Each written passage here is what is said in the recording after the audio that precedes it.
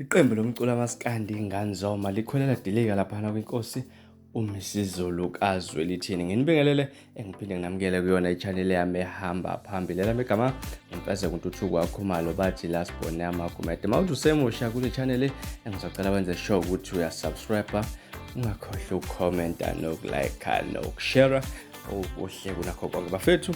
Iqembu lomculo kamaSkandi ngeNgoma likhwelela dilika laphana kwisilo uMisuzulu kaZwelithini. Likhala ngokuthi sehluleke sancama ukumela isizwe samaZulu ngesibhicongo sokushona kwabantu ePhoenix. Iqembu likhipha ingoma esihloko sithi ePhoenix lithi aliqondile ukubola phansi ngonyama kodwa liveza amaqiniso angakhulunywa. Umphathi weNgoma uShobeni umfowakhe uzala lapha uthi bona njengababhali bezingoma bafana ncimishini nezimbongi ezinelungelo lokusho noma yini. Wayechaza ukuthi ngale ngoma asiqondile ukubola phansi isilo uMisuzulu ungumsebenzi wethu ukuthi sikhulume into esisuke siyibona yenzeka ngaleso sikhathi lapha. Sikungabazi ukuthi ukube sibe kukhona isilo uZwelithini ngabe kukhona sekushilo ngesibhicongo sasePhoenix lapha. Usilo uMisuzulu kumele ngabe kukhona sekushilo ukuvikela amaZulu ngoba yiwona abolawa lapha ePhoenix.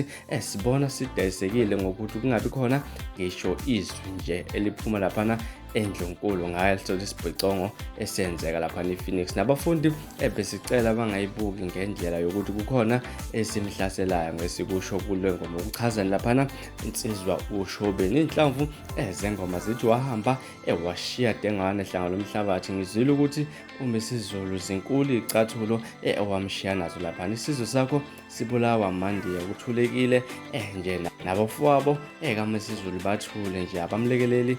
Imihlola yethu lena senziwani mhla sithutheleka sithi siyobona lamandiya ePhoenix siyobhalwa emaphepheni kuyosa umuntu equmbile khala tsingezi. Okhulumela isilo lapha uMisuzulu umntwana uAfrika lapha uthi kuyilungelo lawo amaciko ukuveza ukucabangayo noma yipi isigameko esehlakala lapha khona ukuthi yingoba sithule kodwa inkinga ukuthi kwenzeke lesi sigameko kunesiphithiphithi eNdlunkulu. Lokho abakushoyo akugcini lapho, baqhubeke baveze nokunye okuzokwakha isizwe nezicathulo abakhuluma ngazo ukuthi zinkulu lapha kuMisuzulu bashiso ukungazi. Isilo uMisuzulu isona sifanele ukuba kulesi sikhundla futhi sivunyiwe. Kuyadingeka ukuthi sibachazele ngezinye izinto, siyazi bakhuluma ngaphandle abakwazi ukwenzeka ngaphakathi kusho umntwana uAfrika. Kulesi sibhicongo kwashona abantu abangu-35 ePhoenix okwenza isibalo sabashona ngesikhathi sezibhelu kwaZulu Natal naseGoli